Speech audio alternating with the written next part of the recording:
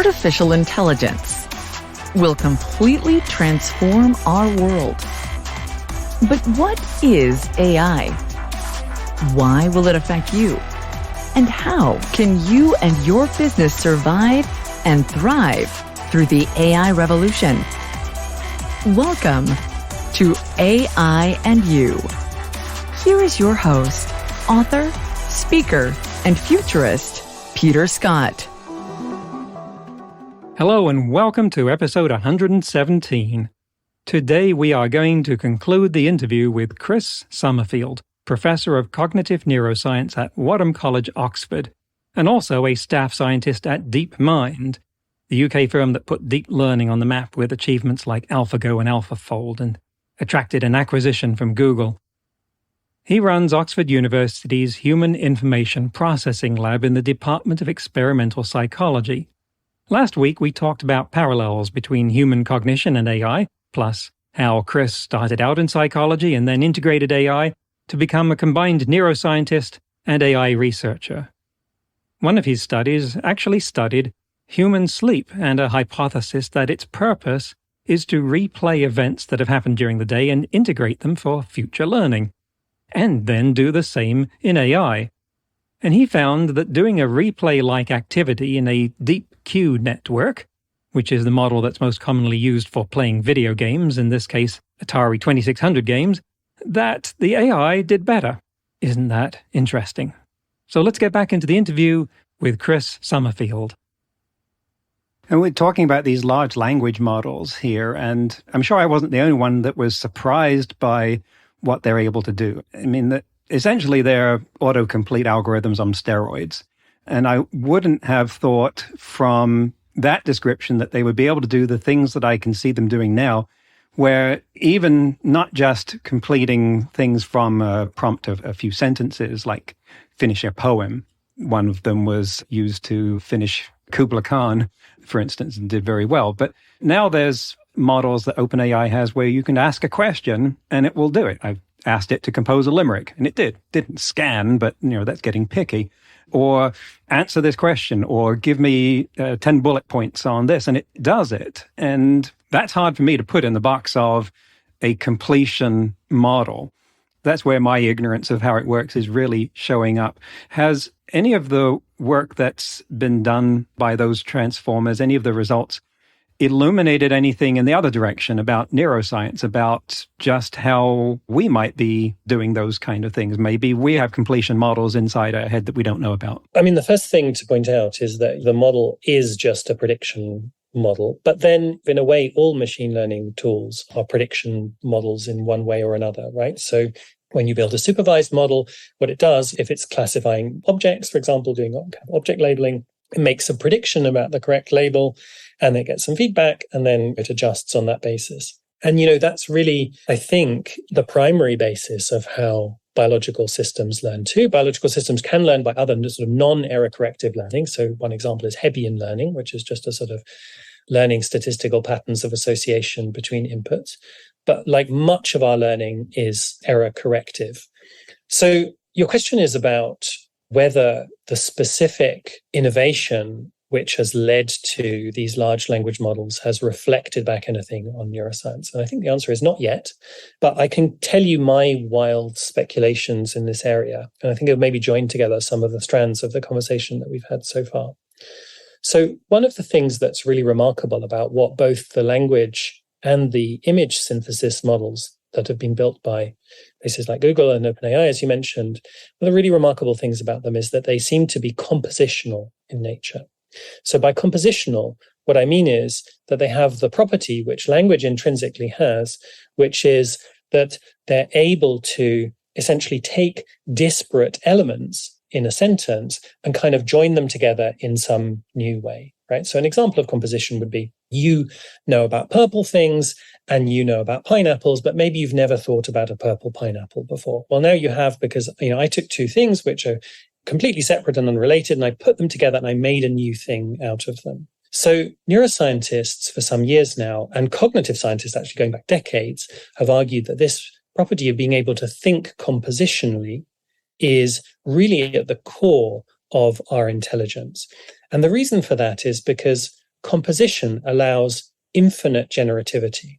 Right? So just like in my purple pineapple example, I could have chosen any kind of adjective and any kind of noun, and I could have generated a new thing. And I can also add, right? I can, via recursion, I can add new adjectives and new nouns, and I can make infinitely complex, novel constructions. And so cognitive scientists going back decades have suspected that these properties of composition and recursion are at the heart of our intelligence. And just by the by, they're also the properties that Chomsky identified as being the sort of unique intellectual innovations which allow humans to use language in the first place. So the question is, what is it about the large language models we have today that allows them to engage in composition? And I think that the answer is as follows. So the transformer is a little bit different to previous algorithms which have been developed for machine learning applications. So the transformer is one of a class of algorithm which is capable of mapping a sequence of data onto another sequence of data. So in the case of a language model, the sequence is like some initial prompt in text, and the output is the continuation of that text, what was said next, essentially. And so what most sequence prediction models do is they essentially learn a function which takes each step in the sequence and then uses learns some weights which will predict over time what the most likely next step in the sequence is going to be. A transformer does do something a bit like that, but it does it rather differently. And it does it by, rather than taking each item in turn and using each item in turn to predict what's going to happen next, it takes a segment of the entire input and it buffers it. So what that means is that it now has a representation of a large tranche of the input. And it uses a very clever algorithmic approach in which it learns this is something which is called self-attention. And it's essentially a method which allows the network to make predictions about what should occur conditional on everything else that is in that segment of information. And it does that by explicitly representing both what is in that segment and where it is in that segment. So it has, in my example of on Tuesday, the postman delivered a blank, it has a representation of that whole sentence. And what it does is it basically learns functions which encode where each of those words are and what each of those words is. So the fact that it has separate representations of what and where is something which I think makes that algorithm more like what the human brain does. And that's because, as I mentioned when I was talking about spatial cognition, one really important thing that the brain does is it explicitly encodes where things are in the world. So it explicitly encodes where we are at any one time. We have cells in the brain region called the hippocampus, which encodes where we are. But we also encode things like where an item is in a sequence of data, or how many items there are in a sequence of occurrences, and so on and so on. And I think that systems that explicitly encode what and where naturally lend themselves to this property of composition, because if you have item A in position 1 and item B in position 2, by explicitly encoding A and B and 1 and 2, you can now imagine item B in position 1 and item A in position 2. And that's not actually possible to do unless you explicitly encode what and where, or item and position, if you like. So one potential answer to why these models are so successful is because they have this algorithmic property. And you see it really prominently as well in these text-to-image synthesis. Many people may have seen text-to-image synthesis models like DALL-E from OpenAI is a very famous one. And you can ask these models to generate compositional images, like, please draw me a picture of Bart Simpson riding a skateboard down a mountain of marshmallows, right? So that's a scene which is composed of multiple different elements. And maybe as I was making that up, you were sort of simultaneously imagining all the different components and how they fit together. And in order to do that, you needed to know certain things, not just what's in the image, but where. You know that the skateboard goes on top of the mountain and not underneath it, right? And that the marshmallows are in the mountain and they're not in Bart Simpson's head, right? And so that property of composition is, I think, really something which the transformer naturally lends itself to. And just as an aside, very often when we talked earlier about kind of symbolic computation and the fact that some people argue that there are properties, key missing ingredients that AI researchers have not yet come up with, they very often refer to composition as an example of something that an AI system isn't going to be able to do very well. And I think that it may well be the case that by innovating on the algorithmic side, we're able to produce systems which can actually solve problems in ways which allow behaviors which look a little bit like those kind of elusive human-like cognitive processes, which people have argued that AI would never be able to produce. Thanks for bringing up the examples of the image generators, because they've astounded me with their compositional powers in that they will take these elements that they can put into image that it has never been seen before, and yet they will have the correct aspect ratio, relative sizes in 3 dimensions, occlusion, and so forth, which just astounded me that could come out of an engine like that after being used to seeing the image synthesis things like this sort of things that Janelle Shane was generating, where you ask a network to generate an idealized, say, image of a barbell, and it would always have an arm attached to it because it'd never seen one that didn't. And you know that it's got no idea of what a barbell is. And a lot of these images would be Dali-esque nightmares of things. And somehow we leapt from that to, you can say, purple pineapple being eaten by a corgi riding a skateboard, and it looks flawless. I mean, a lot of the time it isn't, but the fact that it sometimes can generate flawless ones is astounding. Does that illuminate anything for you? Well, I mean, I think it is instructive to look at the errors that these models do make. Very often when they make errors, there are some details, so often not so good with faces, or maybe they are good with faces, but we're better at spotting the errors in faces because we're so attuned to what faces should look like and we notice weirdness right away. But for the most part, the sorts of errors that these models make are what you might describe as misbindings, right? So if you ask for a pink triangle and a green star, then you might get a green triangle and a pink star by mistake, right?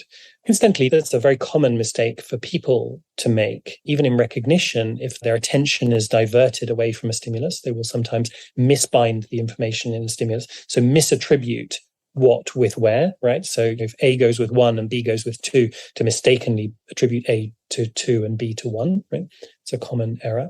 But yeah, I mean, I think that there is also just no overlooking the importance of scale, right? I mean, these models are trained on really hundreds of millions of images. And, we don't know what the data set that was used to train DALL-E was, but it's very large.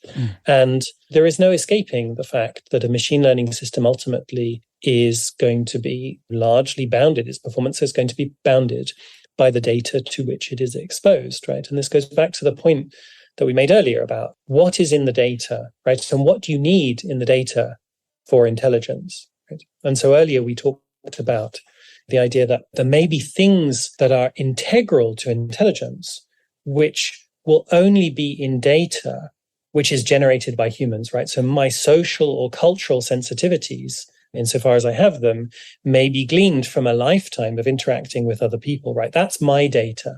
Can we give that data to an AI system? I think if we could give that data to an AI system, then it probably would show something, ultimately, maybe not today's systems, but it probably would show something that resembles human-like intelligence. But I think that it won't, because it's very difficult to give that sort of data to an AI system. And when you look at these language models, what they're trained on is a huge chunk of the internet.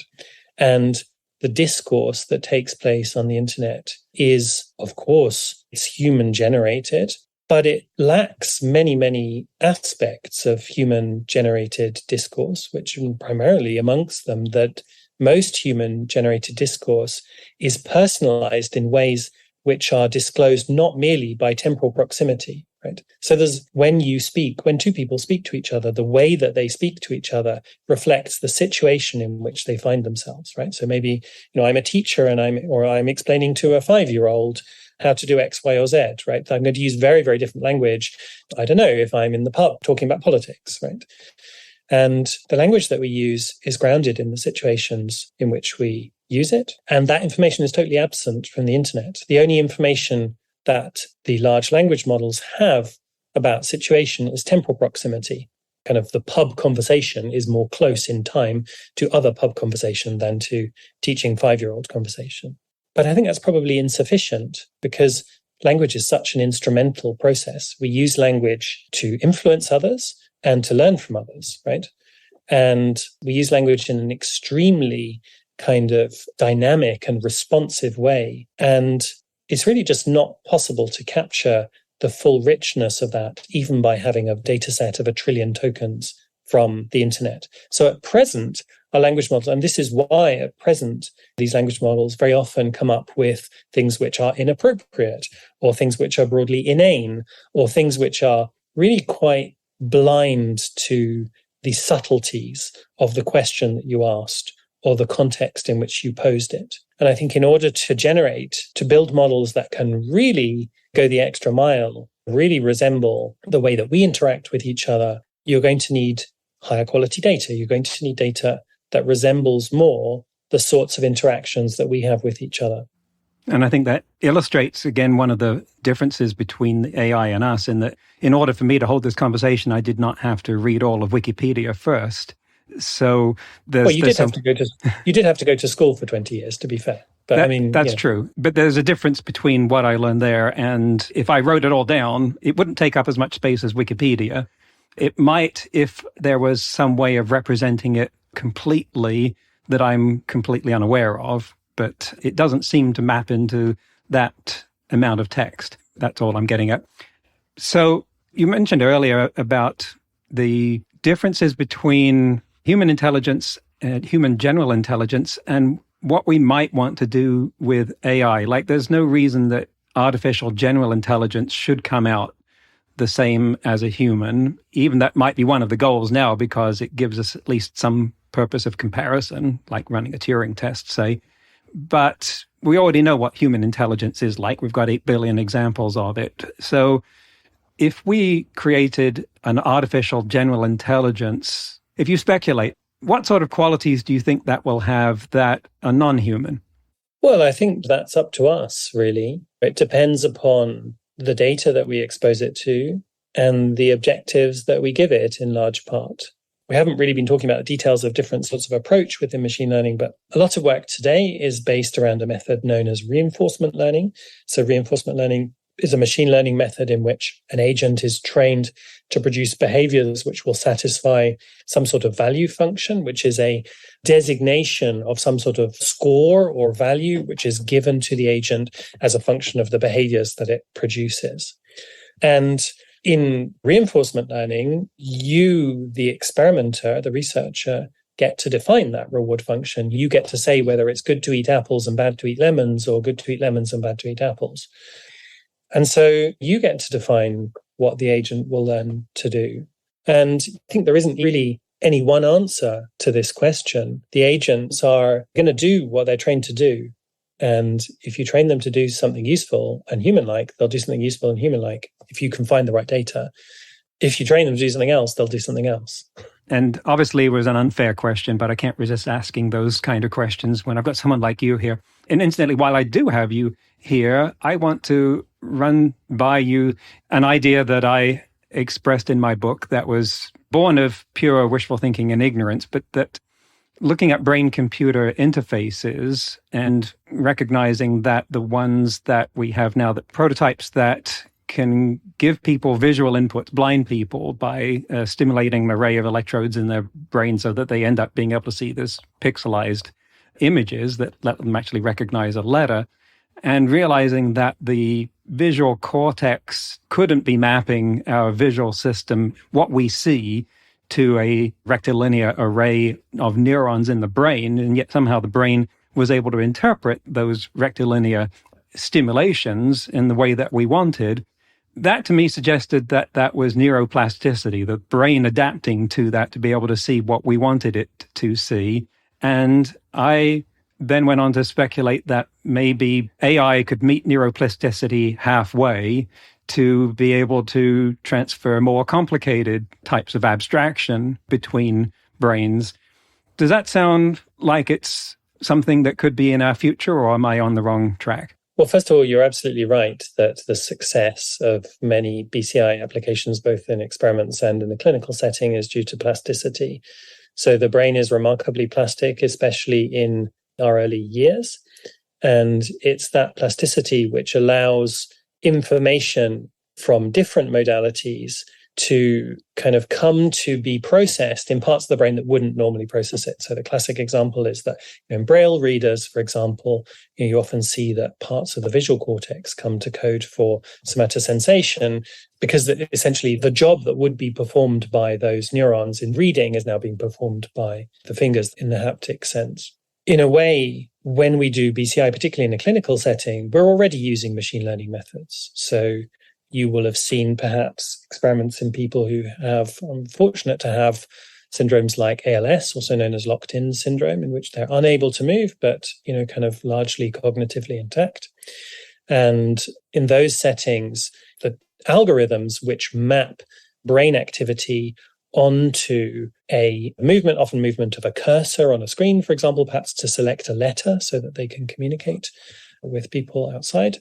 That's the algorithms that are used to do that are standard machine learning approaches. So neural networks, often they're slightly simpler than the very large neural networks which are used, which we've just been discussing, but they're neural networks nonetheless.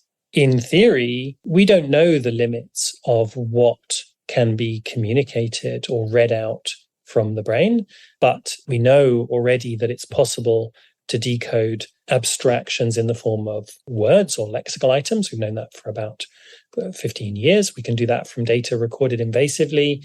Patients who are for various medical reasons, researchers are able to record directly from the surface of the scalp. That's something called electrocorticography. It's also possible with fMRI. And we know that we can read out those abstractions. So if we can read out those abstractions, then they can, in theory, be communicated to another individual. I don't know what the future holds for BCI. I know that obviously there are companies like Neuralink, which are very excited about the opportunities that might be afforded by BCI. I don't know what exactly they want to do with it. Maybe they want to make us all telepathic, perhaps a bit like you had in mind.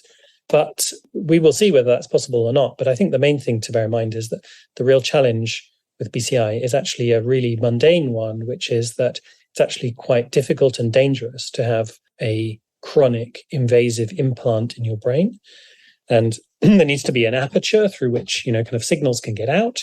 And when there is, very often that provides a way for bacteria to get in. And bacteria in your brain is a very bad thing. And in research with experimental animals, one of the leading challenges is actually, if you're doing invasive electrophysiology, to ensure that it's done in a way which is safe for the animal. So I don't think it's something that we're going to be seeing immediately for people.